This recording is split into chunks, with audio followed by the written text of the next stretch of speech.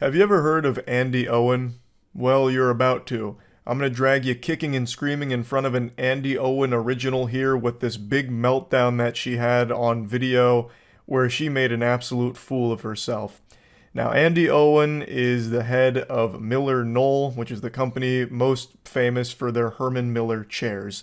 They're high-end chairs, and with the way people talk about them, I have to imagine that shit is made out of like unicorn hide or something. Like, it is actually fucking sewn with angel's tears. It must be so fucking comfortable with the way people rant about how amazing they are. I've never seen them, I've never tried them, so I don't really have a horse in that race on whether or not Herman Miller chairs are worth their price or whatever. But all I can tell you is Andy Owen is not worth her salary because she just embarrassed that whole company. In a nutshell, she had a video come out that surfaced where she was telling the employees that they need to stop worrying about not receiving company bonuses. They need to just do the work and everything's going to be all right. They need to focus instead on hitting their company's $26 million sales goal, and that's all that matters. Fuck bonuses, who cares? Meanwhile, she's getting a nearly like $4 million bonus herself. So the employee bonuses are kaput, but hers is still just fine. And her video is just so bad. And it was so bad, in fact, that she has already released an apology. In an email sent to employees, she said, "I want to be transparent and empathetic, and as I continue to reflect on this instance, I feel terrible that my rallying cry seemed insensitive. What I'd hoped would energize the team to meet a challenge we've met many times before landed in a way that I did not intend, and for that I am sorry. Nothing will lessen the power and strength of our collective team. My appreciation for each of you is huge, and I will continue to do everything I can to help us meet our shared goals. Thank you for your hard work, your grace, and for the commitment you show to one another and our company every single day." This is a big nothing burger. This is actual garbage. Like, as far as apologies go, this is about as insincere as it gets. This is corporate PR speak. It's not like she was giving a rallying cry. She literally just started vomiting, just diarrheaing out cliches and just worthless platitudes to her employees before getting visibly angry that her employees were upset about not getting a bonus, and then even told them to leave Pity City. So it's all stupid here. This apology is trash. The most important thing we can do right now is focus on the things that we can control. None of us could have predicted COVID. None of us could have predicted supply chain. None of us could have predicted bank failures. But what we can do is stay in front of our customers, provide the best customer service. Maybe I should really understand the situation beforehand. So this right now sounds like National Lampoon's Christmas Vacation with axing the bonuses last minute. After telling employees to leave Pity City over lack of bonuses. Damn. Actually dropped an unironic welcome to the wambulance. How about a side of French fries? Jesus Christ. CEO of the high-end furniture company is sparking backlash over video in which she exhorts employees to leave Pity City. After some asked about staying motivated in the absence of a company bonus, Andy Owen, whose company Miller Knoll sells the iconic Herman Miller Aeron chair, along with other upscale furniture, responded in a 1 minute 21 second clip. Okay, this is all about the clip. What's like the actual situation though? So it looks like she got a multi-million-dollar bonus and canceled all of the employees' bonuses. Okay. Is there any reasoning at all beforehand? Any, like, prerequisite lore I need to be familiar with? Doesn't seem like it. Also, Herman Miller chairs, I know, are like the holy grail of comfort for people. Matt, for example, can't stop talking about Herman Miller chairs. But I've never seen nor tried one. Service we can. Get our orders out our door. Treat each other well. Be kind. Be respectful. Focus on the future because it will be bright. It's not good to be in a situation we're in today, but we're not going to be here forever. It is going to get better. So lead. So many platitudes so quickly. Treat people well. Talk to them. Be kind and get after it. Don't ask about what are we going to do if you don't get a bonus. Oh, yeah, she's starting to get a little animated. She's literally just regurgitating the biggest fucking cliches of all time. Everything she said there was nothing but buzzword nonsense. Jesus Christ. It reminds me of that clip from that streamer who's like, Why don't we just throw ourselves off a bridge? The world is dying. The animals are leaving. And that's okay because all we need is ourselves. And do you really need anything else? Or whatever. And then it goes into the Call of Duty montage. What was that speech again? That's up there with like some of the greats, like We Choose to Go to the Moon. I think it was Invader Vice. I think she was the one that said it, right? Oh, here it is. The planet is dying. The government hates us. The animals are leaving. The aliens aren't contacting us. We might be alone, but that's okay because do you really need anyone else? And then 30 Seconds to Mars starts playing. There we go. Found it. I just didn't feel like getting DMCA'd by 30 Seconds to Mars. Jared Leto coming in. Get the damn $26 million. Spend your time and your effort thinking about the $26 million we need and not thinking about what you're going to do if we don't get a bonus. All right? Can I get some commitment for that? I would appreciate that. Damn, she's popping off. I had an old boss who said to me one time, she's getting upset. You can visit Pity City, but you can't live there. So people, leave Pity City. Let's get it done. Okay. Thank you. Have a great day. Damn. Welcome to Shitty City, population Andy Owens. God, good lord. I mean, I think it's totally reasonable, like, hey, can we have our bonuses? And also, why do you get a huge bonus? It seems like she doesn't even have a reason for withholding bonuses or canceling them or whatever. She's like, yeah, there's no bonuses. She doesn't understand people can't even afford to live in Pity City. True, I guess. Not without these bonuses. I also love someone in her position pretending like she's out there making the chairs. Like, alright, it's time we bring ourselves up by our own bootstraps here and start really getting to work on those chairs, alright? We don't need to focus on these bonuses, we just gotta put our head down and do it. As if she's out there with like a fucking wrench and screwdriver. I'll play the Invader Vi clip, but I'm not playing the one with 30 Seconds to Mars. That is like a fast pass to DMCA. I'm not even fucking with it. Here, I'll give the OG original. Damn, I didn't realize this was like 4 minutes worth of monologue.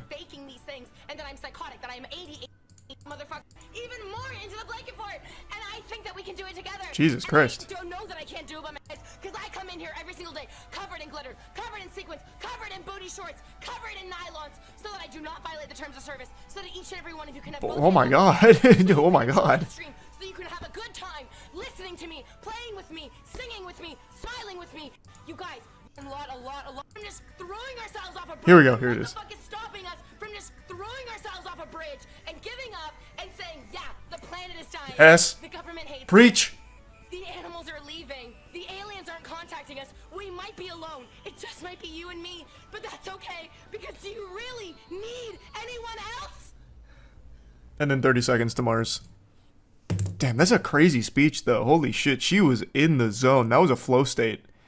I've never seen it in its entirety. I've only seen that ending. But why did she say all that? I don't know, man. I still don't know where the animals were going. There was just a whole lot to unpack with that speech. How far would you go to be the best? The number one in your industry? You've got to be willing to put everything on the line. And today's story is about a man who did just that. A man with dreams to be the number one bouncy castle business. He wanted to be the jumping castle god. But unfortunately, he flew a little too close to the sun and his wings burned up. Well, not really his wings. He just burned up every business that also sold jumping castles. He committed a series of arson attacks on rival bouncy castle businesses. His name is James Balcom, and he looks like a silly character you'd make with the Dark Souls character creator. He's currently serving an 11-year sentence for all of this, and I just found the whole story so wild. I legitimately feel bad for all of the rival businesses because a few of them lost their entire business to his arson attacks. So there were very real victims and very real trauma from it, from having their literal place of work be lit on fire and fucking incinerated by this madman, this lunatic. So I wanted to go over this story here because it's a weird one. Did you see the video on Melbourne's Bouncy Castle king that was jailed over a string of fire attacks on his rival Bouncy Castle businesses? Oh my god, what? Anderson threw a Molotov cocktail through a smashed window at a business, causing a huge blaze that engulfed the factory and destroyed 110 jumping castles. And it looks like he's going to jail. And it looks like he's done quite a few of these. This is very interesting. This happened last month. You been holding out on me? Why didn't you tell me about this? Jumping castle operator jailed over arson attacks on Melbourne rivals. James Balcom set on destroying rival businesses that if one fire caused minor damage, he commissioned another. Wow. He desired to be the #1 in Melbourne's jumping castle game, and had seen him jailed for up to 11 years over a series of arson attacks. What a crazy thing to commit your life to, being the #1 jumping castle guy. The whole bouncing castle cartel. It's so weird. It seems like most often the most unhinged business people are the ones in like the children's entertainment center or sphere. Like the bouncy castle guys running like an arson unit to take out competitors. Surprised this isn't from Florida. Fucking true. Amen. I am almost disappointed it's not from Florida, if I'm being honest. The County Court of Victoria heard that Balcom, whose company Awesome Party Hire was ranked #1 on Google after he commissioned the attacks on rival businesses, was arrested after he ordered that his own shed be torched. Galaxy Brain covering his tracks. No, I'm not the one behind the arson attacks. Look, someone lit my empty shed on fire last night. We have to put a stop to fucking Firefly ASAP.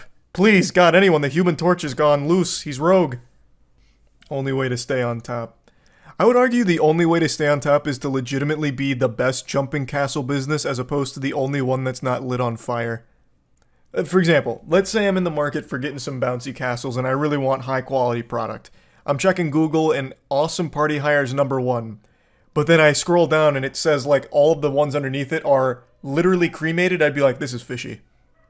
I'll just get a bigger birthday cake. Fuck the castle.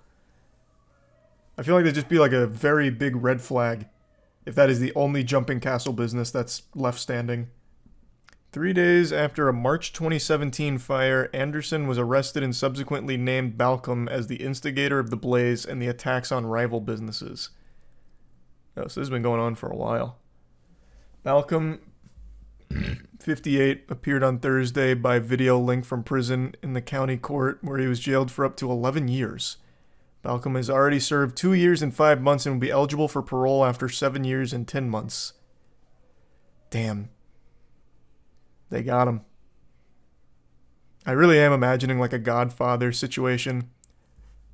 Like, it really seems so fucking intense.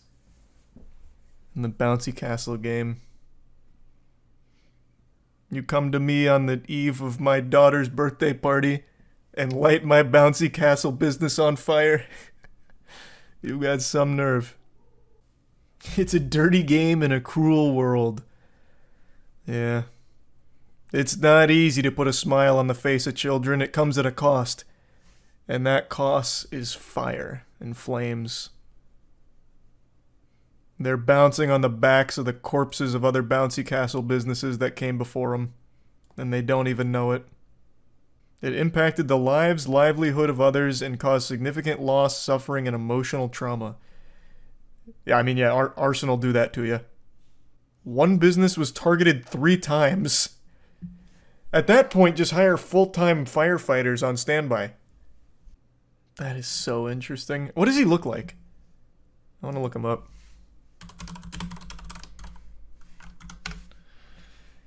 Oh, wow. This...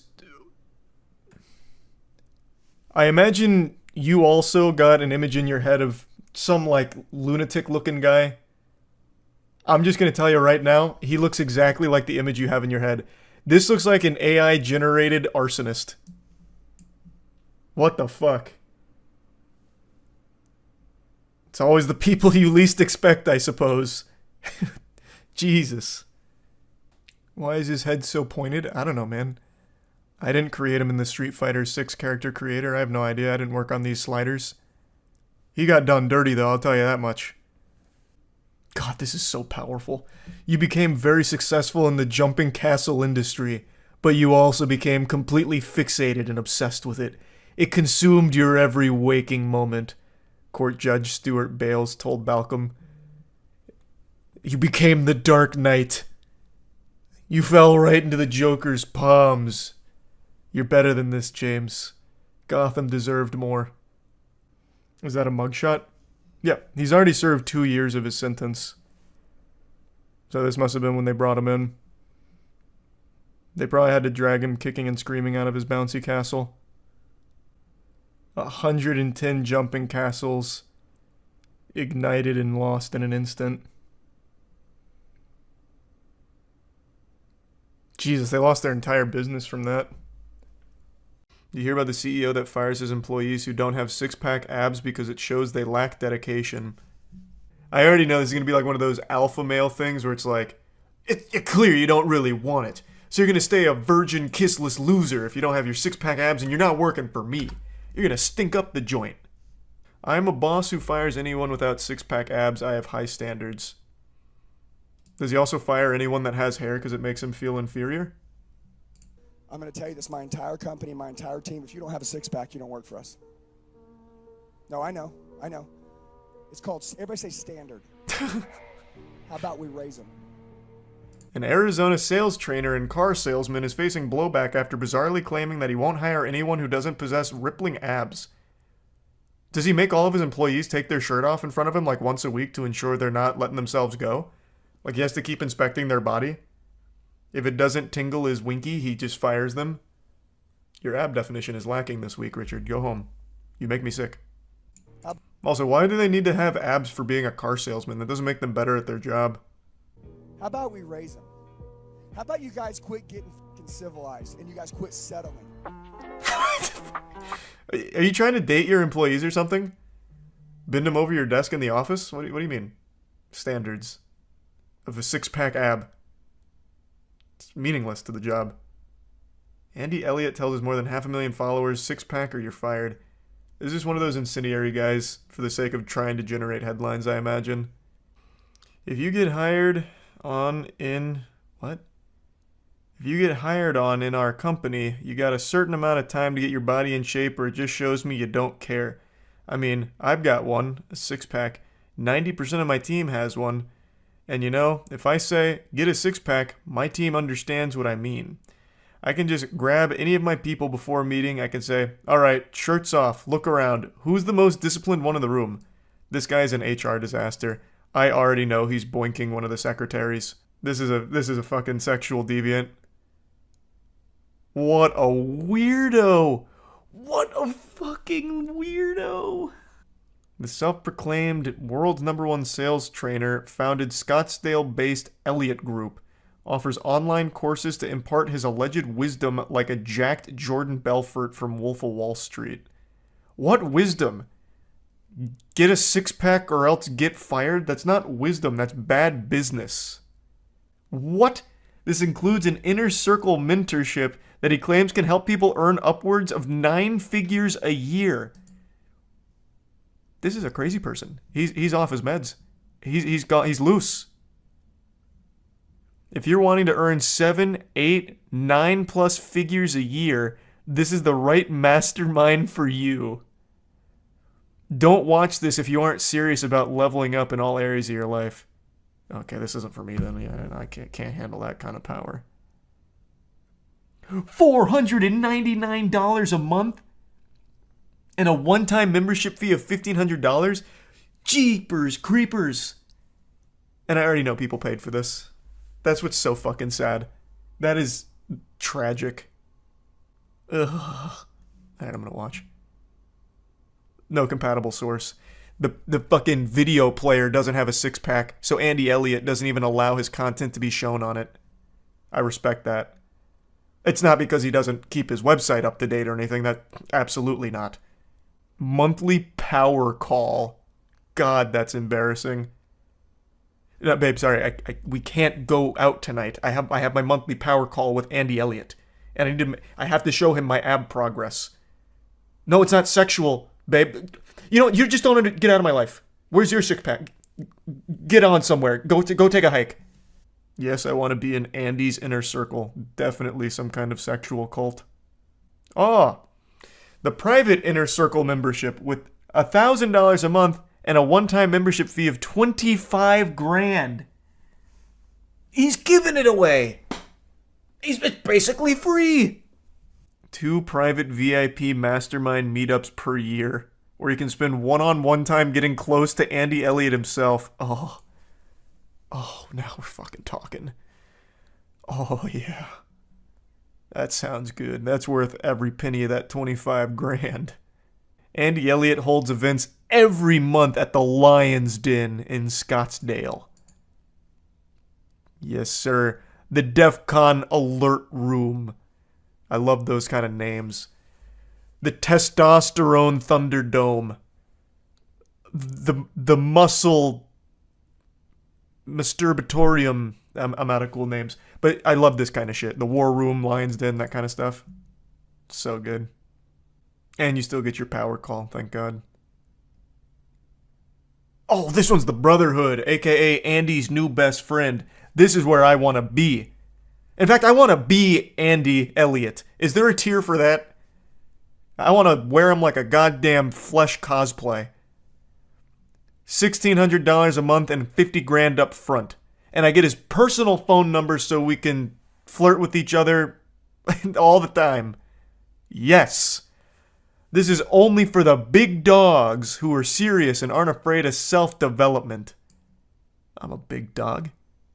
Yeah. Yeah, this is for me. Yeah. Unlimited access to Andy Elliott. Come hell or high water, Andy Elliott will be ready. If I'm stuck in an elevator, you bet your ass I'm calling Andy Elliott before the fire department, and he is going to rappel down there and get my ass out. But no one else, because they probably don't have six-packs like us. Now we have the monthly private high-level group mentorship call, so that's a little bit better than the power call, I think. So, this is such good value. I can't believe Andy Elliott would even give away this kind of information. When does he even have time to sell cars when he's changing lives? At such a reasonable price. The salesman whispers tips which he frequently posts to his 550k Instagram followers involve everything from having sex once a day to not being a lil bitch.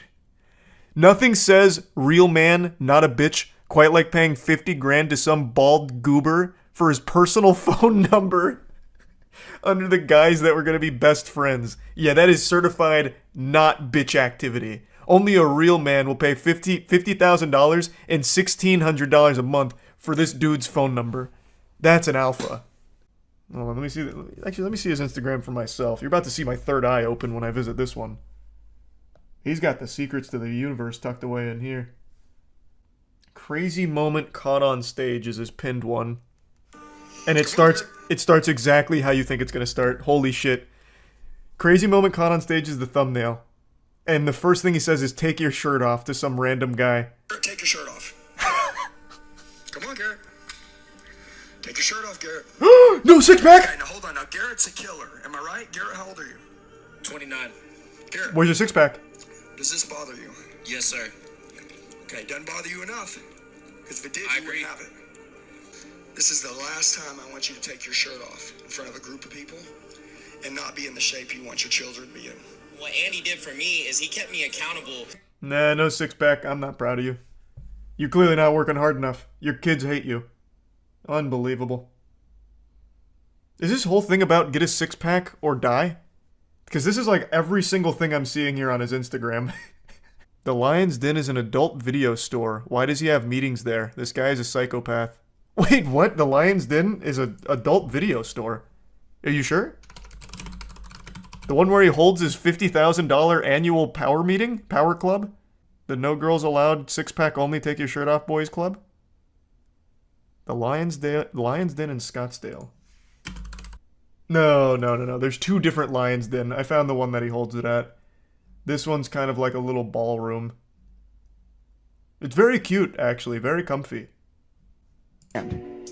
Are you having sex every single day? If you're Yes. not, dude, you don't like you. Because if you did, your ass would be naked every night having sex. Am I right? God, I'm that's, just kidding. that's That was spoken like a joke. I was virgin. just messing with her. Yeah, by the way, it's healthy for you to have sex. Am I right? Yes, it is. She even said it. 93 years old. She's like still doing it every day. And I'm We're gonna good. fuck her right after Okay? this conference. I promise you can't outgrow that shit. Okay? Sorry, bud. Anyways. Oh I forgot my he was God, here. what? Oh, that's so creepy. Oh my God, that's so weird. Oh my God, that is so weird. Yikes. Wow. That is some yucky shit. He lets kids go to these things? Andy, why? And he posted this himself. In his latest testosterone-filled tutorial, Elliot claimed that having a cheese grater abdominals are essential to staying on his sales force. I'm going to tell you this. My entire company, my entire team, if you don't have a six-pack, you don't work for us. Yeah, that's the one we were already talking about. If a guy calls me and goes, Andy, I want to make more money today, I'm going to say, do me a favor. Go get a gym pass, check back with me in a month. If you're still working out, you're showing up 5 days a week, you're eating clean, I'll let you buy a coaching program. Yeah, I'll allow you to spend $50,000 on me. Or, that's the Brotherhood. Hit the gym, get back me a month, and then, only then do you have my permission to waste 50 grand and $1,600 a month. You have to earn it. I mean, those are the people sitting in their mom's basement, you know, commenting, or, by the way, or they're people that are sitting there wishing they could kill it in life, just still making excuses for not taking action. I always loved the mom's basement. That shit always comes out so quick. That's the dagger. You guys are just in your mom's basement afraid of spending thousands upon thousands of dollars on my courses. Where you get great advice like, get a six-pack, loser, and nothing else. How many men or women can actually protect their family if someone were to break in and cause harm on them? This is more than just being fit. We're in a world right now where everybody's breaking mentally all around the world. I mean, he's right. And I think the people that are the most broken are the ones willing to pay thousands of dollars to this absolute unhinged lunatic. And it's not like having a six-pack is going to protect your family. Like a burglar breaks in with a crowbar, you're like, wait, look at this. And then you flex your abs on him. He's not just going to get like blinded like it's JoJo's and fall over. Like you don't need a six-pack to have like a gun or a baseball bat to defend your family. Or even be good at martial arts or Brazilian jiu-jitsu, like anything. The six-pack is in fact entirely worthless in a fight. If you had a six-pack, your kids would choose you as their hero. Kids like superheroes. What is wrong with you, Andy? If you had a six-pack, kids would love you. Kids love six-packs. It reminds them of superheroes. You want to be a superhero, right? You want kids to love you? Get a six-pack. By the way, you want your wife to admire you. I mean, when you married her, right? You don't think she sexually, wants to look up to you and be like, God, my guy's the man. I mean, come on, dude. Let's not be a dummy. If you don't take care of that shit, guess what? You're gonna die early, period. And your children will have to let someone else raise them. And your wife's gonna live with some other dude that has a six-pack. Yeah, you're gonna die. You're gonna be buried 6 feet deep. And your wife is gonna turn to someone that bought my course on how to get a six-pack. I think his course isn't very clear on what he's selling. He's very hung up on this six-pack shit, but what he's actually selling is mentorship when it comes to making money through unspecified means. Like, he doesn't explain how you're going to be making 7, 8, or 9 figures a year. He just says if you buy it, you will. With no actual plan in place. Hold on, let me go back to his Instagram real quick. Does he ever explain how he helps you make money through his programs? Because everything on his Instagram is just about six-pack. This one just says, who's your daddy? 99% of the world right now, they need their manager. Daddy! They need daddy! This one just says solar salesman. Does he sell... Is he a solar panel scammer? Is that his money-making strategy? Hey, Daniel, I appreciate you, but I don't want to sign an agreement. Is it me or... No, don't go into that shit. Is it me? You don't understand something? No, listen to me. I'm going to give you a secret, okay, Daniel? You're currently not in agreement with your current utility company. Am I right? So if they triple Oh my God. you have to pay for it. Am I correct, yes or no? 100%. Right now, if they doubled or tripled your bill within the next 12 to 18 months, we know they will. Or is this like an You would have exercise, agreement maybe? in place that allows you to be inflation-proof, yes or no? So agreements are good as long as they play in your favor, like this one. What are you clapping for? No, any reasonable person is gonna be like, "Can you shut the fuck up and get off of my off my doorstep?" I'm not interested. It's door-to-door solar panel selling. At least that's what that seminar was. That's how you're making 7 to 8 to 9 figures a year? With Andy Elliott teaching you to be an annoying douchebag going door-to-door selling solar? That's crazy. No, he does used car sales? Yeah, but that's not what he's selling here. The program. I'm talking about the program. He's a car salesman. I know. We established that very early on. I'm wondering what he's teaching them. Like what he's supposed to be teaching them to make money. Because he's not hiring them for car sales. At least I don't think so, not according to what I'm seeing here. He's selling used cars with solar panels. True. But everything here is talking about the secrets to closing somebody. So yeah, and this literally says a door-to-door salesman's secret weapon. Is his program really teaching you how to be more annoying as a door-to-door salesman? When I'm in a home or I'm on a front door, that's your house, Wow. that's your porch, these people owe you money, it's time to go collect. I did not expect that. I did not expect that plot twist at all. He is teaching them how to be more annoying as a door-to-door salesman. Amazing. So you're paying, at bare minimum, $500 a month for that. What an interesting rabbit hole. Shout out to the chatter who told me about Andy Elliott. This guy's a fucking amazing goofball. And I feel like I've only scratched the surface on his lore. How and why does he need you to pay 50K to make more money? If you have 50K, you definitely won't need the course. It's just hoping for big fish, like big delusional fish that are willing to part with their money. It actually works really well. I did make something on this a while ago. It's called the Self-Help Guru Scam.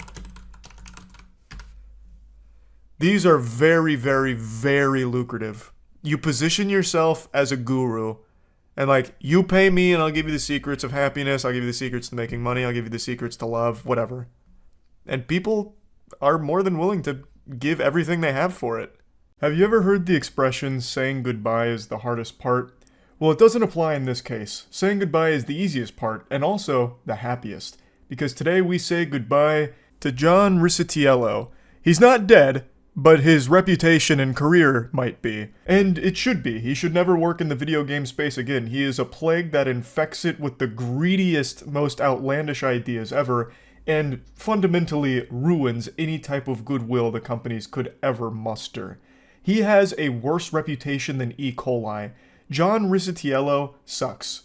Point blank. No reason to beat around the bush. I made a video talking about the Unity situation a couple weeks ago. I never gave the update in a separate video, but I'll just go ahead and give it now. I've talked about it on stream. Basically, the big drama that led to all this is Unity published some changes to how they're going to be doing business going forward. Is extremely fucking greedy, extremely ridiculous. There was a ton of backlash, and a lot of developers were making the switch to competing game engines and just abandoning Unity because they could no longer trust them, obviously. So, Unity did what the electric slide taught them to do. One hop this time and take it back now. So, they walked back most of their changes and put forth a more reasonable proposal, a more reasonable policy change where it would no longer be retroactively enforced, meaning any games that were made with the Unity engine prior to this new agreement are not subject to the new terms, the way it should be and should always be, as well as increasing the threshold that you need to reach to be subject to the changes and the fees and all that. Basically, they made a much more reasonable change. However, I don't think that exonerates them of the crime of cringe and greed. That was still an unforgivable sin that most people are still sore about because they did that out of nowhere and had no problems doing it either. No hesitation. They just dropped that shit and said, toodles. And that was that until the backlash was simply too much. And then they reluctantly had to change it. Now, John Riccitiello isn't solely responsible for that policy change, that greedy direction Unity tried to go. There were a lot of moving parts there. Once again, I mentioned Upper Echelon made a video covering it, and I still think his video on the situation is extremely informative, so if you want to know more about the inner workings that led to something like that, I highly recommend checking that out. But John Riccitiello is still the CEO, or was the CEO of Unity at the time, thus a leadership position for the company, the face of it. So, with the decision this detrimental, this apocalyptic, the doomsday that was brought forth from Unity, someone needed to shoulder most of the blame, and naturally that's going to fall on your CEO because that's kind of the face of your company. So John Riccitiello rightfully caught a ton of shit for that, and it seems today the decision to step down has been finalized, so he is no longer the CEO of Unity, which means he has done something unthinkable, something I wouldn't have ever imagined possible. He is a creature that was too greedy for EA, and now also too greedy for Unity. That's fucking mind-boggling. Almost impressive. Congratulations to John for making history here. For those that don't know, John, the money's gone Riccitiello, was previously with EA before Unity. And while there, he kicked around some pretty abominable ideas, such as charging per reload. His example was, we need to strike while the iron's hot, and when someone's in the middle of a game and they're shooting against an enemy, they run out of bullets and they need to reload, we charge them $1 for that reload, and they won't be price sensitive at that point because they're going to want to finish off the kill. I'm paraphrasing it, but I'm boiling down the point in a nutshell. Fucking charging per reload, he was listing as a gold standard example of great microtransactions. He also famously called developers fucking idiots if they didn't focus on microtransactions in their games. He's just an awful guy. He is the worst thing for gamers because he is someone that just wants to exploit the industry for selfish gain. But I'm not here to just keep talking about his past. Let's talk about John's future. Hopefully there is none in the video game space. I hope this is truly his last rodeo here with Unity. Why would you hire someone that keeps failing? His greed is insatiable, and it fucking sinks companies. Well, it doesn't sink them, like Unity and EA haven't gone anywhere, but it ruins reputations. Why would you want him in a powerful position at your company? It's incomprehensible, but I already know he keeps failing upwards. He shouldn't have been working in the video game space after his bout with EA. He should have never even made it to Unity, but he did.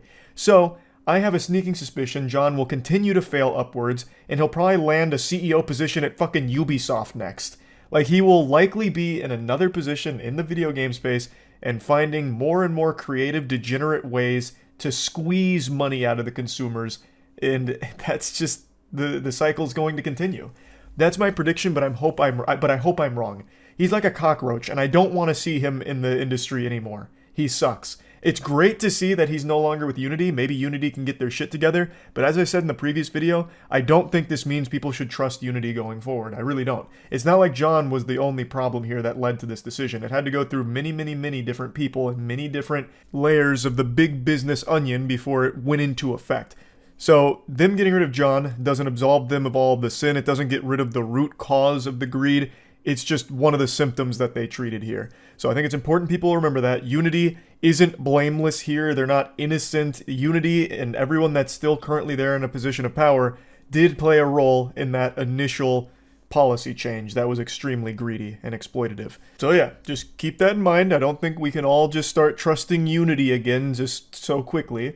But I am happy to see that John is no longer at the helm of the company. They've already appointed an interim CEO. His name is James Whitehurst. I'm not super familiar with him or his work, but I guess we'll see how all of that goes. John will continue to advise during the transition period, which isn't like abnormal or anything, so I guess we'll just see how Unity looks a year from now. Maybe it goes in a much healthier direction now that John's gone. Maybe his influence and his tendrils really... Speedrunning an intro here, I just learned about some of the most entertaining drama of 2024. I saw it through Evil Pineley's video covering the situation 2 weeks ago, and it is still going currently today. It's about the CEO of a parchment paper business losing his mind and having this whiny temper tantrum meltdown, all because he watched a TikTok video of a girl being cooked a meal by her father. When I told my dad I was going to be getting him the same pans that Gordon Ramsay has, he was so excited. I'm talking about the hex-clad pans, and today... It's a super innocent video of this girl's dad making a meal, and the CEO of parchmentpaper.com was angrier about this than he would be if he walked in on his wife having sex with another man. Though it is quite the stretch of imagination to envision this guy, this lunatic, with any kind of companionship in his life. So after watching this, he was infuriated, went on the actual company's business account, and left a mean comment, which started a series of events he couldn't have possibly foreseen. I posted a video yesterday of my dad cooking for me with these hex-clad pans that we had gotten. There was a comment on there where the person goes, "Must be tough living a life on easy mode." I also didn't think the comment was rude at first, so I responded with, "Lucky to have parents who make it possible." And they responded, "Yeah, we get it. You have no skills and family money." That's already such a weird comment right there. Must be nice living life on easy mode when it's just a girl getting cooked a meal by a caring father. Like, how bitter and miserable can your life possibly be to just see something like that and be like, I gotta give her a piece of my mind? That's a line that's usually used in reference to camming or OnlyFans or something. Must be nice living life on recruit difficulty because men are giving you a ton of money just to be hot or be naked or something. And this guy's taking that same energy and putting it into this situation where it's just a girl being cooked a meal by her father. Make it make sense. So he's so upset that he's doing this from the actual business account for parchmentpaper.com. So the Parchment Paper Patriot is really having a conniption. And then the poster responds saying, you know, it's supportive family, got lucky. She said she didn't even find it rude at first, which I don't know how you would see that as anything other than rude. But regardless, her response was super sweet, and he gets even more heated about that, fucking steam coming out of his ears, and goes, "Yeah, we get it. You have no skills and family money." What kind of projection is this? Holy insecurity. What do you mean you have no skills? All she did was show a video of her dad cooking her a good meal. It's ridiculous to assume that she has no skills. It's based on nothing. She could have bow hunting skills, nunchuck skills. She could be one of the most skillful human beings on the fucking planet. We have no idea. And then he's going, it's just your family's money. You're suckling off their bosom because your parents have money. What is happening here? Do you have no skills because you probably order Uber Eats all the time? Is your skill just ruining businesses? Like, I mean, that's a pretty cool skill, I guess. But anyway, this is only the beginning of his rampage, and he just fully self-destructs over the course of the next few hours. It's like Chaozu from Dragon Ball Z, when Chaozu latches onto Nappa and blows himself up, but the sacrifice was in vain because Nappa barely felt anything, really. That's what happens here. Parchment Paper Patriot blows up, and the girl, totally fine, and makes an absolute clown out of this guy, dunks on him. She obliterates this man. And at that point, I'm just like, okay, what the hell? Like, maybe this account is hacked, because from a business account, that seems kind of weird. So I send them an email and I'm like, hey, like, I think somebody's on your business account, like, leaving cyberbullying comments. Didn't say anything else. That was it. And then I get an email from the CEO of... I think anybody in their right mind would assume that that business account is hacked, because what little toddler would be shitting their pants, soiling their diaper over something as simple as watching a TikTok video of a girl being cooked a meal by her father? So I think that's very sound logic. Oh, this account must be hacked. I'll let the business know. So she reaches out, and the CEO himself, Brandon Howard, steps forward, saying, I don't consider stating factual information is cyberbullying, but if you're offended over a comment about having no skill set while getting to frolic through life with family money as bullying, I'd call the cyberbully police. Delete the comment and move along. Cheers. Brandon, I think the department we need on this case is the cringe police, because Jiminy Christmas, holy cannoli. Oh, he tried a facts don't care about your feelings moment there. What facts are we talking about? Her having no skill set? You have no idea who she is. You know nothing about her. All you watched was her get cooked a meal. I'm sure your parents cooked you meals at some point, right? Maybe they don't anymore because you're probably insufferable to be around, so they probably cut you off. I imagine that's the case, which is why you're so upset over this moment. I don't see at all how this would be indicative of her just frolicking through life, coasting off of her family's money. That's a unreal leap in logic based on nothing at all. And honestly, she was like a good Samaritan here, like looking out for your business, thinking that you might have been hacked because of how awful this behavior is and how terrible the look it is for your business. And then you double down and make things significantly worse by being this big loser. Also, I love the chutzpah here from Big Baby Brandon to claim that she was offended over his comment, when this sensitive worm was offended first over her being made a meal. This guy needs to call the wambulance because he can't stop crying about this video of a father making a meal for his daughter. Considering my parents literally grew up in mud huts, worked their ass off to get out of India, get us here, and get me to the position that I am and able to have a full-time job and a side career. Then he goes back to the page and goes, cyberbullying is even more funny, and the fact that you emailed us to tell us is actually hilarious.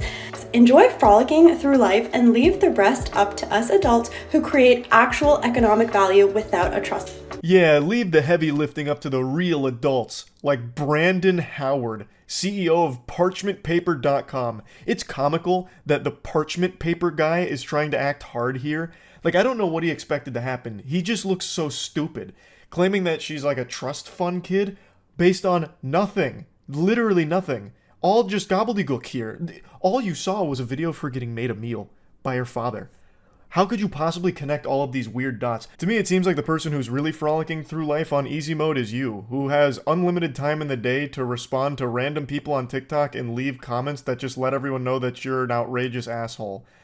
Like, you must not be doing that well business-wise, if that's what it's boiled down to here. They did send me a legal notice. It came from info@parchmentpapers.com, and it says that they are really worried about the safety of their team, and if I don't remove the defamatory posts on TikTok, they will be taking legal action, which I don't believe it's defamatory because it's not defamatory at all. All she did was share his comments, which are public, in that email, his statements, all from his mouth.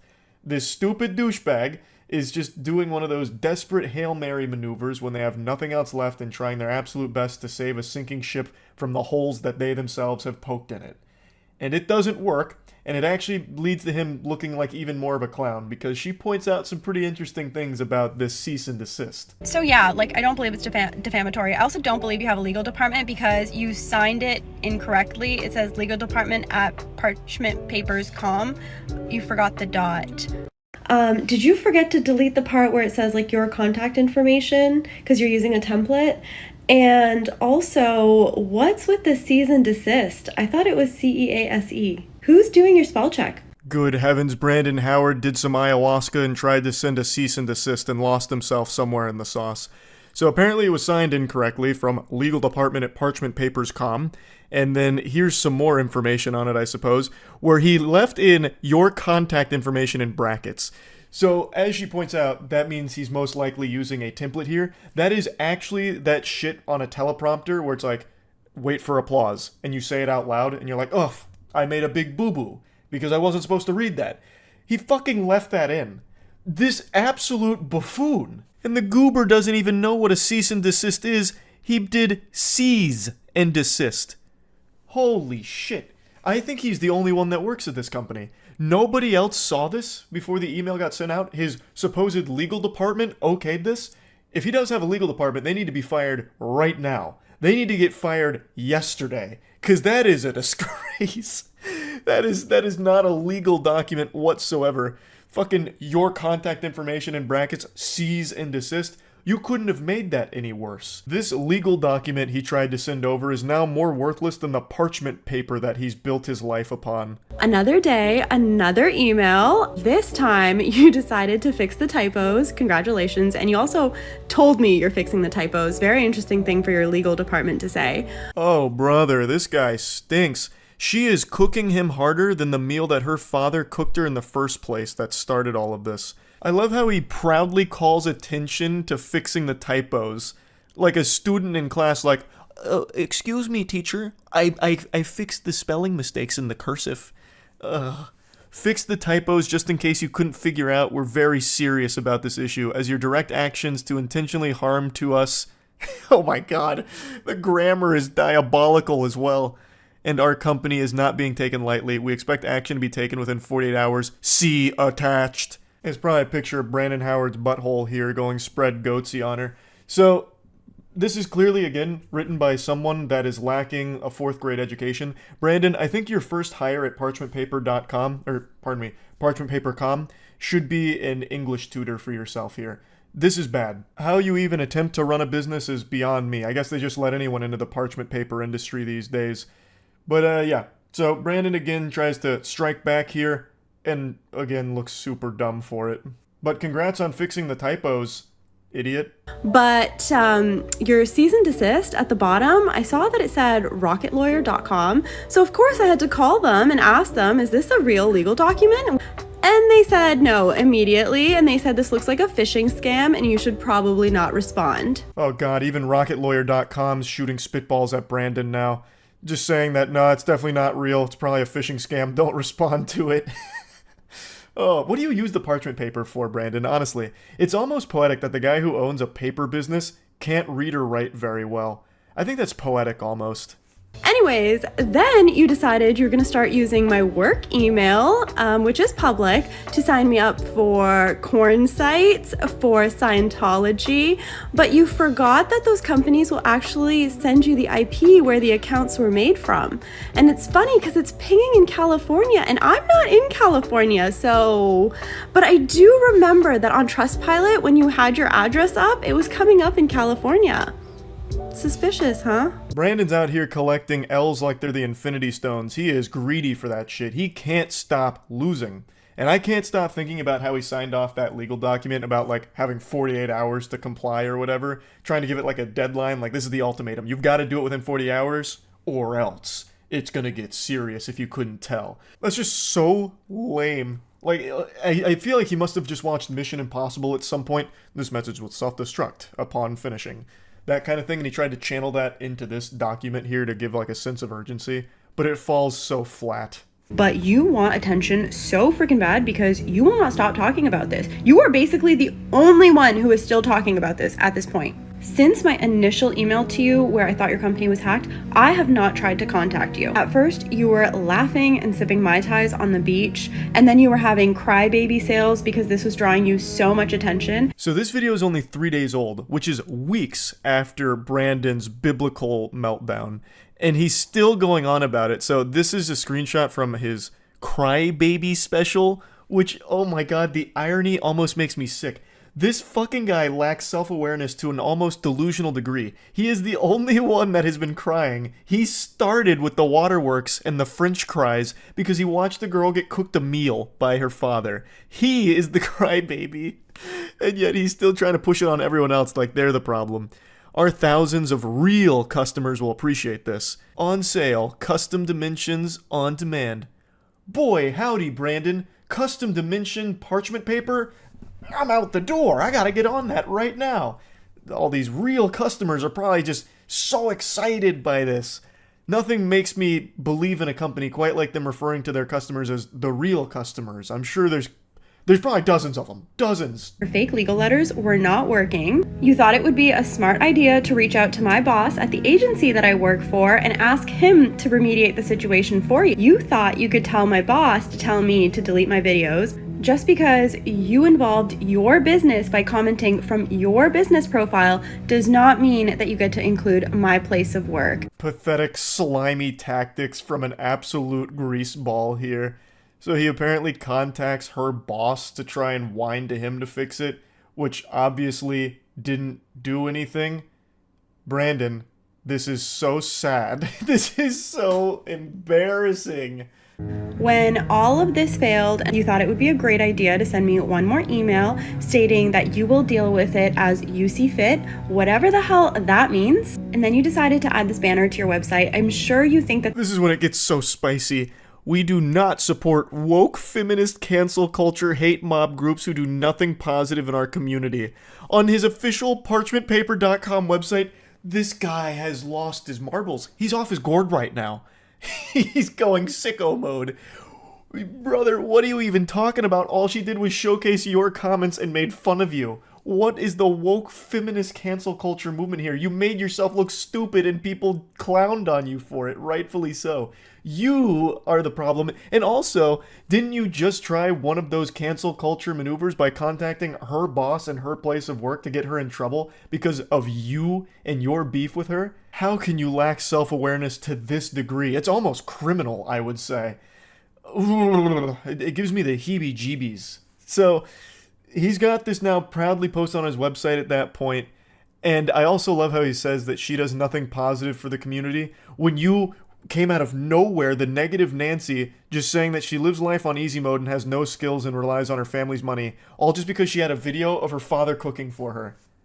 What are you talking about? What positive shit do you bring to the world, Brandon? Now, I will say that section right there is just so outlandish with the woke feminist cancel culture mob being on the paper's website. It's so over the top that I half believe that might actually be faked by somebody, and I also struggle to believe that Brandon would be competent enough to even put that on his website in the first place. I just don't think he has the capability to do that, and I really don't think he has a team around him. I think it's just him. So I think that one might not be real, but to argue against that point, his statements on the official Black Label Paper Instagrams echo that same sentiment about like the woke cancel culture mob and all of that shit. So there is a chance that it's real. There is a very good chance that it's real, but I do want to put it out there that I haven't been able to 100% confirm beyond a shadow of a doubt that it is, because as of right now, it's not on the website. But he could have just deleted it after backlash. But you continue to talk about it, you continue to make stories about it, and you continually want the attention. As if all of this was not enough, you decided that you were going to start making all of your stories on your Black Label Paper account involving your other company now for no apparent reason. Take down another company, why don't you? So this is his other business that he's now calling in off the bench for this drama. I cannot imagine why he thought that'd be a good idea, but it's Black Label Paper. So all of his businesses are parchment and paper related, and I would wager a guess that the quality of his product is most likely atrocious, probably not even like worthy to be toilet paper if I had to guess. So he goes, all you fucking losers need to stop messaging us about a fake TikTok account made by then her and her dumb-ass minions because her fragile little ego couldn't handle a couple smart-ass comments on IG about skill set and money. I've never had the commie bullshit app TikTok in my entire life. A bold-faced lie. Also, why would you be posting this on your business account again? Like, your real customers that didn't know about any of this are now being made aware of it, and you look so weak and pathetic in all of it. And tell that little... Oh my god. Oh, what? Oh, I can't even read these. Holy shit. Fucking losers, I swear, it's been 2 weeks almost and still have to deal with this childish bullshit. You are the only one keeping it up, by the way. You are the only one that still is doing this and engaging with it. No one else is talking about it. This drama it's dried up. It's gone stale. But he keeps putting it on people's radar. He keeps serving this up on a plate to us. He's cooking it for us. And we're eating it. He's doing it. He's the chef. She is too immature to settle this privately, and I'm not going to let some woke hate mob ruin my reputation because they live in some mystical fairyland of make-believe and think because they have 20k followers they're doing something in life. Clown emojis. I also can't help but laugh at how much he keeps trying to throw out woke, cancel culture, all of that kind of shit. Just a bunch of buzzwords that don't even apply here, because all that happened was she showed these comments from a laughably embarrassing CEO that he publicly made and then shared his email where he doubled down on it. That's it. It's all his fault. There's nothing else beyond that. And he just can't accept it. He can't come to terms with reality because he lives in the mystical fairyland. Like, he's in the fucking Narnia. Nobody else. It's just him. Here's another one of his posts, this time on a really cute background. He talks about Business Insider and some articles reaching out for a comment. Some fragile ego wannabe influencer IG about their lack of skill set and frolicking through life, where she got so offended and cited the woke hate mob smear campaign against me to get me canceled. Fake accounts were made by her delusional woke followers. He just keeps sprinkling that in there as much as possible, just trying desperately. I cleared up the reality of the situation with all three media outlets. It didn't fit their narrative either, which was to further extend the adult children drama. God. So after 9 years in business, 3 business publications don't care about the good I've done and the help I give to people on a daily fucking basis. Yeah, I'm sure your parchment is invaluable. I'm sure you're doing a great service. You really seem like a stand-up gentleman. Their entire goal is just to hate people who try and do good. You really seem like you're striving to do good, Brandon. You really fucking do, brother. Yeah. What a saint. Oh, they demand respect yet do absolutely nothing to earn it and hate every person who doesn't bend over for their spineless agenda. If you're going to try and shit on me, my brand, business, and companies, you losers need a job, hobby, life outside of TikTok. Fucking losers in their 20s with an 11-year-old intelligence, but yeah, I'm the asshole. Yeah, you are the asshole, Brandon. Also, you're the one with the 11-year-old intelligence. You can't even read and write properly. You tried to make a legal department, like to cosplay as a legal department, and couldn't even get the emails correctly. Typos out the wazoo, and even in the ones where you fix the typos and even proudly proclaim that you fix the typos, you still make a typo. You suck. Like, you are the one with the child brain. Sure what your end game here is, and I'm not even sure that you know what your end game here is, but In your own words, I don't have time to bicker back and forth about some nonsense comments, nor is it my problem that you're offended over them. Yeah, that about sums that up. I think she did a great job of just closing the book on it with that final statement there. Fucking fire. I think this whole drama has been so wacky, like entertainingly silly, all over nothing. It started over nothing. Just a really insecure, sensitive guy who lost his mind and couldn't help but do as much damage to him and his business's reputation. And very impressive stuff. I had to talk about this when I learned about it. Huge thanks to Pinely for showing me this, because this is gold. This is some of that, like, top tier drama. You know what I mean? So I had to talk about it. That's about it. See ya. Have you seen the Scentbird CEO? She does a podcast with her eyes closed to talk to spirits and said Hitler wasn't bad. What? The Scentbird CEO does this. Wait. I know Scentbird. Yeah, wait, you're right. The Scentbird CEO claims to be a spiritual medium. Or, sorry, not a spiritual medium, a spiritual guru. The co-founder of the Netflix for Fragrance, Mariah Nuraslamova, has been moonlighting as a spiritual influencer. Comments on extraterrestrials, The Matrix, and Hitler have recently attracted negative attention. Your teeth are not randomly crooked, there is a spiritual meaning. Every little aspect of the tooth is a map, right? This sounds beautifully unhinged. You see they found a cave on the moon? Oh, we got moon troglodytes now? That's pretty cool. I can't find the clips anywhere else right now, so right now, completely reliant on the YouTubers here to bless me with this info. I want to see these readings. Version of the Matrix will be the default one. The 5th version of the Matrix is actively being incubated, and according to Maria, it's showing really good signs and is looking promising. Now there is a new version of the Matrix that's being currently incubated. The 5th version of the Matrix. Matrix and, 5? That one is showing signs of really good promise, so... Maria mentions having a direct... Wait a minute, I need to go to our website. There's a Matrix 5 dropping? This is Maria. She is the CEO of Scentbird, which I think many of you have probably seen through YouTube sponsors. They were pretty big on influencer marketing, from what I recall. So when you are inviting black into your body, you're not inviting demons, God forbid. You're not inviting evil into your body. You are inviting this moldable substance that contains all life inside, that contains all light inside, that contains the entire spectrum of everything. Okay, so she's about to cast a hollow purple. I don't really care about that. Where did she do, like, the spiritual readings, like where she talks about Hitler and everything? I don't need to know about her curse technique. I mean, I'm in the presence of an architect, of the Great Architects Council of Light, but sadly that is big. isn't the case. That is that big. Automatically crushed while listening to her guided meditation for an ultimate womb detox. And whoa, an ultimate womb detox? Whoa, hey, hold on, I can use that. Hello, my darlings, and welcome to Our Sacred Universe, a podcast where we meditate together. I'm ready. Today I wanted to offer you a womb healing practice.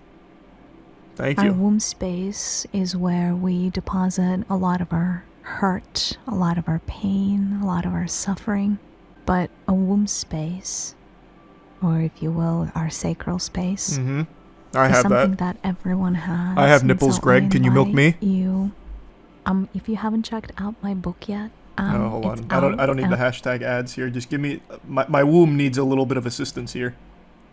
Keep breathing in and out.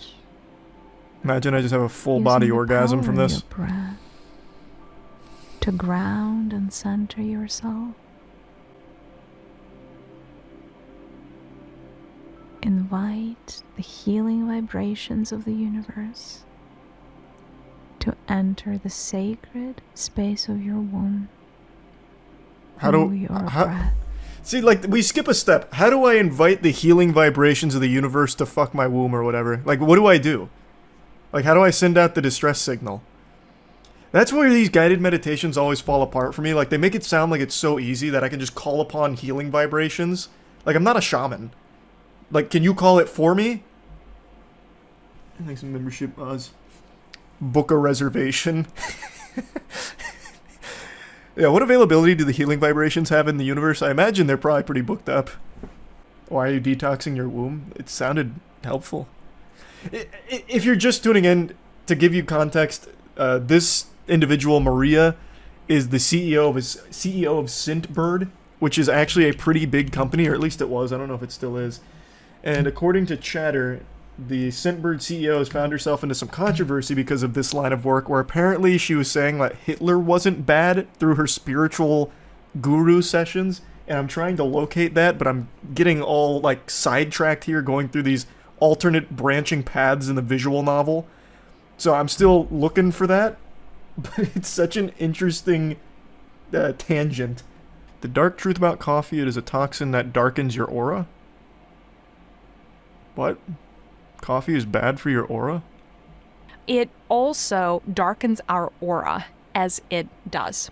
As it does so, as it works with our body. So it's almost like when coffee gets into your aura, it creates these little anchors or these little dots of itself. It's almost like it gives an energetic imprint into your body.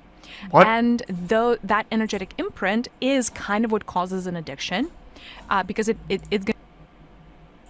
The energetic imprint is what causes an addiction, and it darkens our aura through that. How the fuck does it touch my aura? When you evolve. Okay. Over time, what ends up happening to your soul is you accumulate more and more light in your body.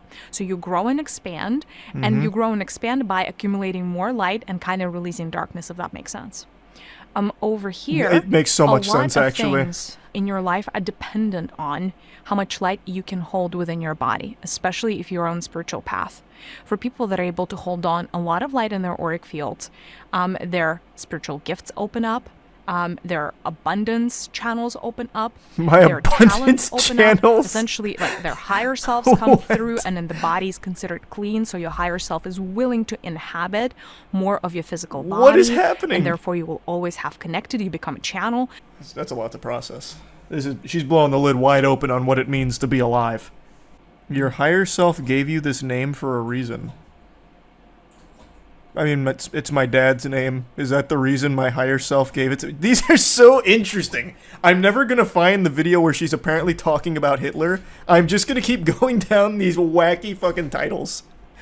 Why did my higher self name me Charles? Hello, my darlings. I feel like it's because it's my dad's name. This is Maria. The topic for today is Maria.com. All right, the mystery of the name. This is kind of a fun topic. It's not a mystery. That is It's what just we're not a diving mystery into. for like most people. I don't think it would be vowels and the consonants in the name, through the letters in the name, connects you to certain aspects of universal flow, universal energy, if you will. Huh? And because you're so attached, in a good way, to your name, you have a claim over those energies. Okay, I claim all of the energies of C-H-A-R-L-E and S. No one else can have them. That's my domain now, and I'm kicking everyone else out. Eliminate pain and heal a specific organ or part of your body. Teaching you how to use the Force. Are you a star seed? Yes. One thing that did come up, though, is called the Karma of Atlantis. It's time to release it. Here's how you can do it right now. Like, raise Atlantis myself? I can do that? Favorite YouTubers have promoted a brand that normally wouldn't show up on my scam/problematic radar scanner. Scentbird. Yeah, I told you it was a big thing. Told you that. That at least outwardly, because the CEO of Scentbird, Maria Nurislamova, stinks. Our bodies choose to miscarry children. Oh. It's not an accident that happens. It's a choice. If people were to align with their life purpose, we would see a lot less cancer on planet Earth. You could heal yourself from any disease. I don't care if it's cancer. I don't care if it's AIDS. It could be whatever. But you could heal yourself in the span of under 7 days. We're going to talk about the spiritual reasons for being overweight. Like Adolf Hitler is one of the poster children for like being an evil person. Do you know how many millions of souls benefited from learning from the experience that he has created? So is he evil? Not really. I don't think so. Wow, Maria. Those spiritual sessions are sending you down the loony path. lot of hidden agendas by the powers that be. And those hidden agendas remain hidden because there is not enough heart space energy in humanity to be able to bring them to light. The heart energy is always the energy of light. The heart energy is always the energy that essentially you emanate your energy from the heart. The heart is one of those energies that if your heart is activated internally, you can heal your whole body in a matter. I will say, if your heart isn't activated, you're probably not watching this video in the first place. You are dead. Most likely. Bearing some, like, very fringe cases. That is the power of the heart. It changes your internal ecosystem and it changes your external ecosystem. It just does. It is meant to. It is. Well, who knew? Who knew? It's like breathing techniques from Demon Slayer, but for your heart. It can do anything. It's just like a bunch of gobbledygook. This is like, there's nothing that binds these statements together. It's just like a random assortment of words that have no real meaning. This is the problem when I'm looking through pages like this. I get so distracted by so many cool titles. She has one here called Babies Control How Long Their Birth Is. Like, this is unhinged. God damn it. That's why certain births take so long, is in the state of resistance. If the baby's in a state of fear, if the baby doesn't want to access their masculine energies, the birth process is going to take longer. That's why someone... Wait, what? The baby doesn't want to tap into its masculine energies, so it doesn't want to be birthed? What the fuck? The baby comes out like scoops of, like, creatine. What in the world? Shit's not even born in amniotic fluid, it's just like a bunch of, like, trin. What is this? What is she talking about? This isn't even spiritual. I have a hard time answering the question about evil because there is such a big gap between how humanity perceives good versus evil and how, you know, even beings in the seventh dimension perceive the seventh dimension. Who's in the seventh dimension? Higher self perceives. Glorbus? Like, who are you communicating with in the seventh fucking dimension? Stepping back, let's say your higher self wants to understand murder. Should be easy It's just to understand. A fascinating subject for your higher self. Okay. If it wants to understand murder, Jesus Christ. Angle. So your higher self may choose to come as a victim, as the mother of the victim, as the father of the victim. Why? As the teacher of the victim. Why would it want to? So, based on what I've gathered, very limited exposure to her spiritual guru benevolence, it seems like she believes you are the product of your higher self wanting to be experimental. So when something bad happens, it's because your higher self is trying to learn about it. So here, she's using murder as an example. So if you are someone who gets murdered or associated with the victim of a murder, it's because your higher self wanted to be in that position. It was all predestined because your higher self wanted to be present for it, to learn about it. Which is the dumbest idea ever. That's actually the stupidest fucking idea. And by the way, like, look at Hitler. He's one of the poster children for, like, being an evil person. Do you know how many millions of souls benefited from learning from the experience that he has created? So the here, world serpent has awakened. You know, like like, one look hell at and Goldie. A character like him and be like, oh, he's completely evil. And upstairs, his experience was one of the greater, you know, sources of knowledge of 3D planet Earth warfare. 3D planet Earth warfare. And that is benefiting What? so many different souls on their. This is a very interesting take, Maria.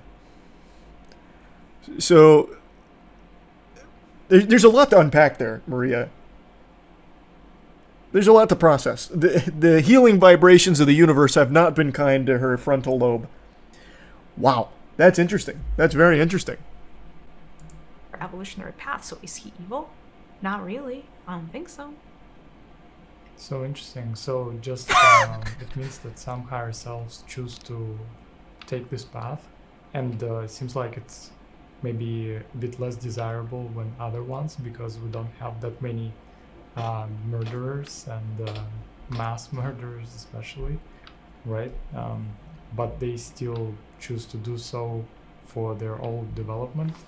Like, Well, do you want me to give you an even better example? yeah. That was an incredible Do you example, think playing Maria. World of Warcraft is evil because you're killing things? Like in a computer game, Yeah. people don't think it's evil. Yes. I know. Same logic. It's a computer game from higher self level. Like, fine. Like, I don't know. Any of those Same logic. Yeah, killing goblins in World of Warcraft is the same as Hitler for the Holocaust. You hypocrites. What an interesting character she is. Her higher self has very much done her a great justice. Her enlightenment is astounding. She's trolling. I don't know, she has a whole career based out of this, and apparently you can even pay for these sessions privately. But her main hustle is Scentbird, which, again, is a pretty popular product, or at least it was for a little while. She's the CEO of it. Or at least was. RPG games, I think RPG is what they're called, right? Like, where you, like, go and, like, murder, you know, all kinds of beings. They're not which way for beings. Sunday, They're with all kinds pixels. of weapons, and you're like, I need this strength, and I need this skill, and let me have this gun, and I want a bigger gun, and even more bullets, and blah, blah, blah. I mean, you go in, you may have murdered 1,000 beings. They're not on the beings. screen, They're not real. And then you go on your merry way, and nobody's pointing a finger at you at work and being like, this is a mass murderer. But how is that any different? So that's what I'm That's saying. so Like, good. What you perceive as Oh evil my god. is not the same experience. Now, you as an avatar, right? You as a person who chooses to play a game, you choose what game you want to play, right? Like, you may go and play Candy Crush. You may go. She's so fascinating. Like she's dangerously stupid. Like, actually stupid to a level where it could be harmful to people around her. Like, there's nothing wrong with being, like, harmlessly dumb, but when you start to cross the threshold, the event horizon that she is, she's to the point where, like, she is actually probably a threat to the safety of those around her. Yeah, like, even her co-host is laughing at that. Alright, we don't have to continue down this rabbit hole. I'll stop.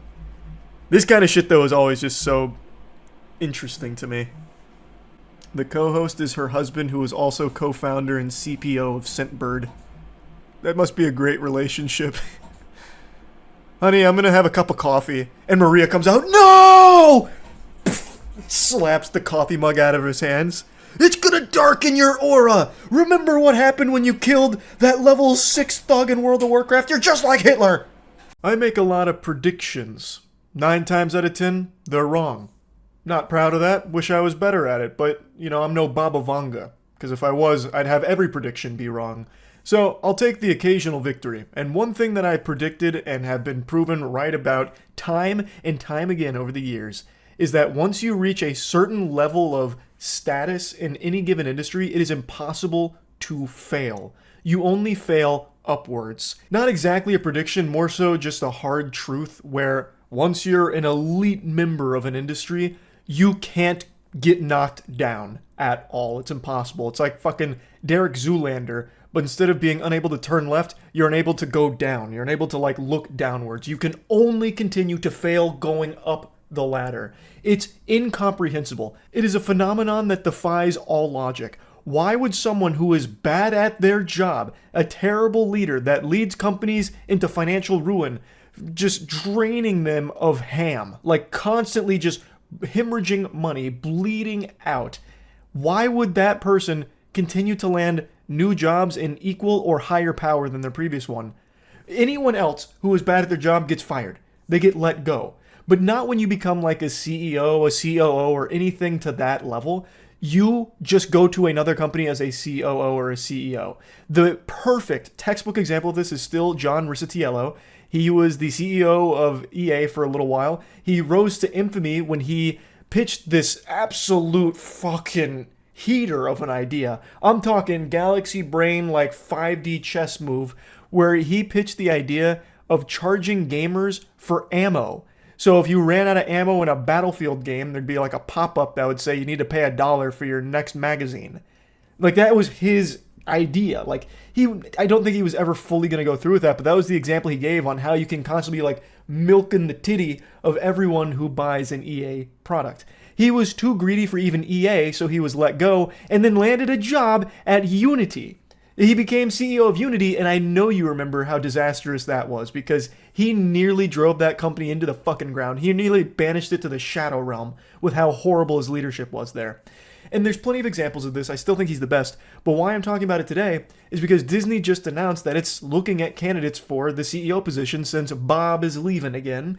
And one of the people they're considering is the EA CEO, Andrew. They're looking at Andrew at EA. What in tarnation? Why on God's green earth would you be putting your peepers on Andrew Goober Wilson for the CEO position of Disney? EA has been one of the most consistently hated companies in the world for over a decade now. If Umbrella Corporation was a real entity, it would probably have a better reputation than EA currently does. It is a company that no one likes, except for shareholders. So Andrew Wilson has done a good job at EA for shareholders and nobody else. And you know what Disney really needs right now? Is a good reputation with anyone that's not a fucking shareholder, because people are getting really tired of what Disney's been shitting out. They have been pooping out slop, and a lot of people are tired of the stink. They're tired of smelling the shit. So Disney, I don't think, is needing an Andrew Wilson, cartoon villain here that's going to... Andrew Wilson, the reason why I said he's good for shareholders is because the EA price under him has raised pretty significantly.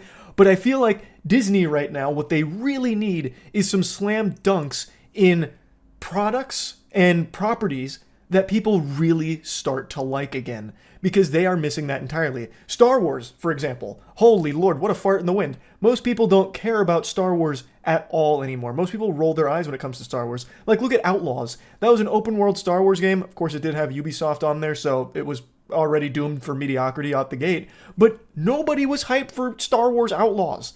Like, there was a time when Star Wars was a guaranteed home run. Now, most of them are flopping.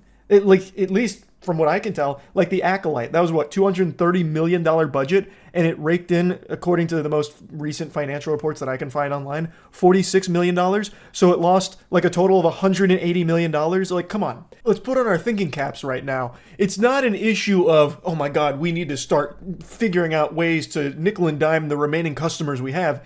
The solution is, how do we start making quality products again that people actually want to watch or purchase or get engaged in? Like, grow up.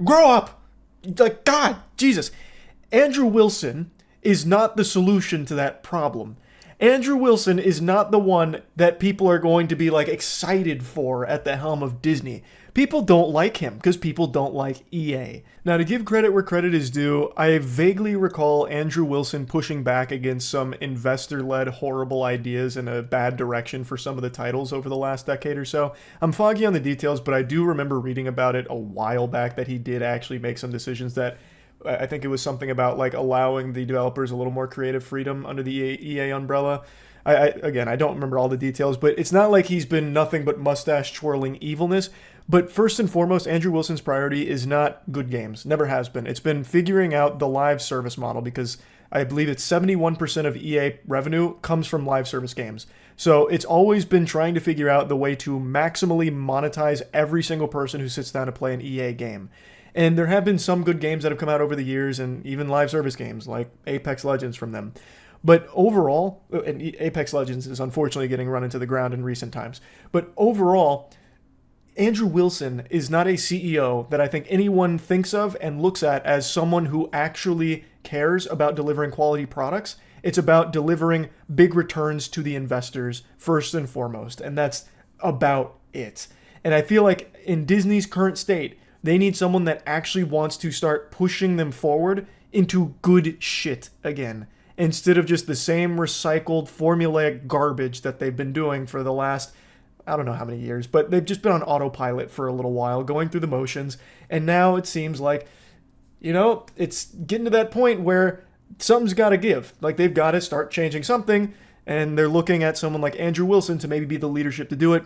I don't think he is. I really don't. And in all fairness, this isn't really an example of someone failing upwards. I mean, he definitely failed in making EA a company that anybody respects. Like, EA is constantly spit on, but he hasn't failed in a financial sense or failed to the same degree as other CEOs like John Rizzitiello. So it's not failing upwards per se in this case, but it is still just weird to me how he'd even be considered for this position.